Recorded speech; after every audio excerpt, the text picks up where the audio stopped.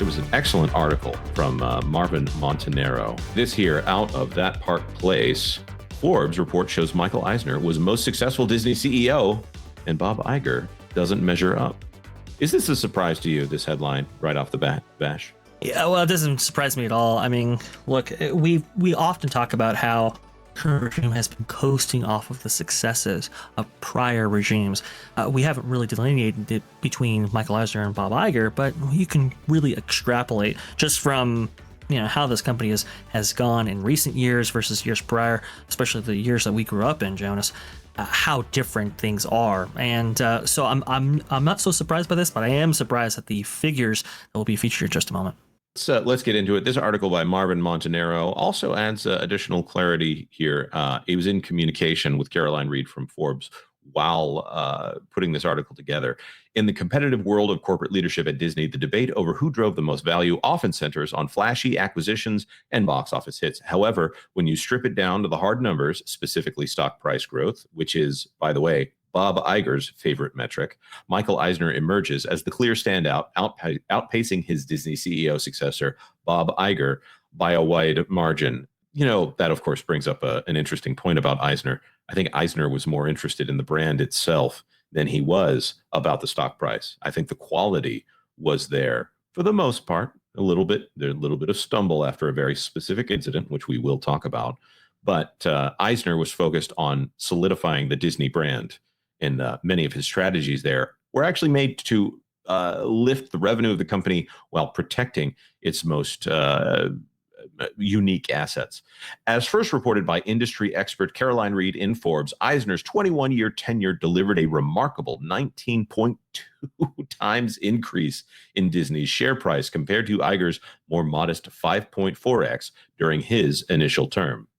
This data isn't just a footnote. It's compelling evidence that Michael Eisner, not Bob Iger, holds the title of Disney's most successful CEO. Well, with one CEO in particular notwithstanding, I think we're going to give him the 0 to Disney benefit there.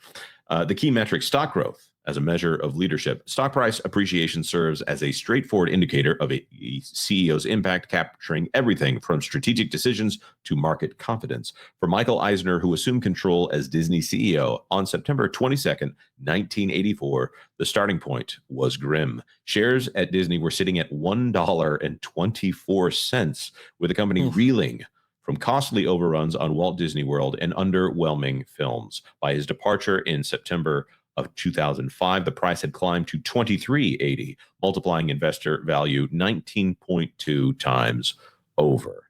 It's a fair point. Vash, Eisner went out with a bit of a whimper at the time, but what was Disney before Eisner as opposed to after Eisner? Oh, they were the little family company that could, basically. I mean, they had practically nothing at the box. I think when Michael Eisner took over, I think there were multiple studios obviously releasing pictures at the box office. They were consistently dead last.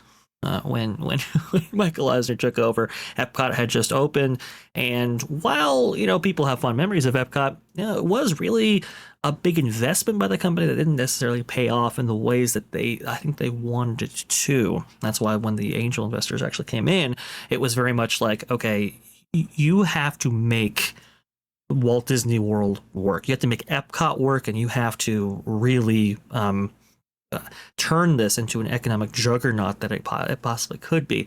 And now is. But largely that was done by Michael Eisner. Now, Iger almost has invested practically nothing by comparison. I mean, think about the growth that we experienced at this one resort during the Eisner era, at least in like the 6-month period. And I'm telling you folks, in a 6-month period at Walt Disney World, we had the openings of, I believe it was the Grand Floridian, Typhoon Lagoon, Disney's Hollywood Studios, then Disney's MGM Studios, and Pleasure Island, all within like a year and a half, 6 months kind of time period. I mean, it was explosive growth over here. You also had the rise of the corporate kingdom, for example, in which large corporate events would be invited. That you can look at that as kind of the moderate resorts around Epcot. A lot of that was due to that. But that's just one kind of the division of the company.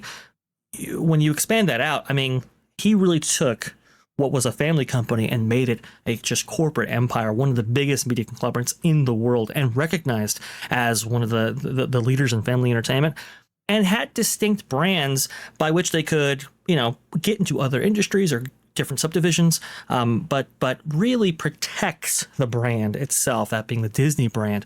We often talk about Miramax and Touchstone, for example, and how they would put out maybe more adult product on those with those brands, but really maintain the sanctity of Disney. We've really kind of seen with the Iger era a little bit of blurring along those lines. And so that's why we say, what does Disney really mean today? It really has no brand identity in the same way that it did during the Eisner era. With Iger, hey, some of those acquisitions were obviously very good, right? Pixar, for example, I think that was one place that Eisner, I don't think really had an appreciation for the vision that Pixar would have added with the incorporation into the Disney company in quite the same way that Iger did. And we could see that there was a creative renaissance that occurred after Pixar was fully incorporated in the company. But, obviously those acquisitions, particularly Star Wars and especially Fox, became really not as much of a benefit to Disney as I think previous acquisitions had been. And so I think Iger ends up in a very almost similar place that Eisner does at around the kind of last couple years of his admin. But when you look at the growth disparities, that those deltas between where they started and where they are, Michael Eisner's was right. far greater. How many industries, Jonas, that Eisner got the Disney company in was just incredible. Right, and Eisner came from Paramount and did things in that area that were, they were smaller and more easily perceived changes that he made within the company. And he took the big thing that he did is he made the Walt Disney World Resort into something that wasn't just the place where the 4 theme parks were. At the time, 2 theme parks.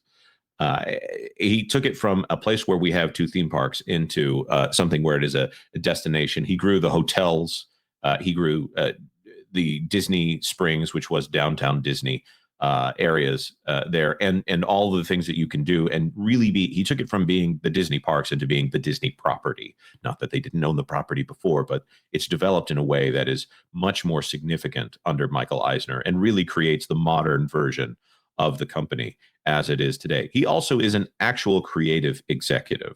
So you missed one in there. I think Hollywood Pictures was also on that list of things that Disney owned. Maybe there's so many of those little nameplates that they had back in the day. But the intention was keep Disney, and then add more to the company. And, maybe he didn't have the same amount of sense when it came to putting IP in the parks. Famously, Joe Rohde had to explain to Michael Eisner why you wouldn't want to put Daryl Hannah on Splash Mountain. But at the same time, he listened, and then they made one of the greatest attractions that Disney has ever made. He didn't make it himself, but you know what? He signed off on it, and it's great. Eisner, the biggest benefit that he got right off the bat is that he was more likable. Sorry, Iger was more likable than Eisner, and got along well with Steve Jobs, and convinced John Lasseter and Ed Catmull and Steve Jobs to play ball with the company and have John Lasseter join the Disney company. And I don't want to say it's the only thing that he ever did right, but man, did he do the right thing by hiring John Lasseter to shepherd the company for so long.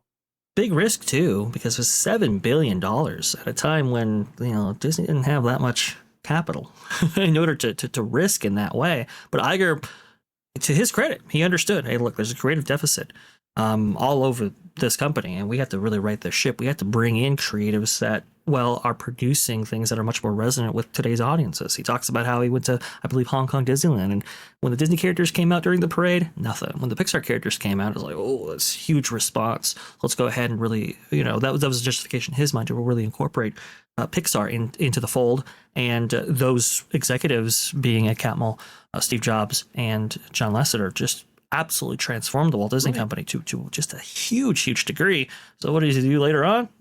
He lets one of them One of them retired, and the other one he forces out. Right. And just to make this to really drive this point home, as far as that famous interaction at Hong Kong Disneyland, where you saw all of the Pixar characters were outclassing all of the characters that Disney had created, and that's why they had to buy Pixar. They had to do something about Pixar.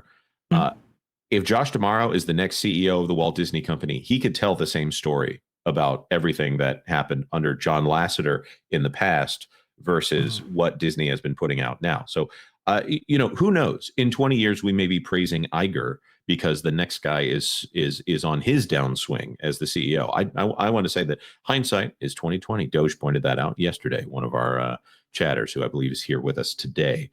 There he is. I'll give Iger credit for taking back Oswald the Lucky Rabbit. That's right. He traded Al Michaels in exchange for Oswald the Lucky Rabbit, a human man in exchange for a cartoon rabbit. That's fantastic. Man, it really is. Look at the parks, Jonas. I mean, I think Michael Eisner, he develops 6 parks. What does Bob Iger develop? 1.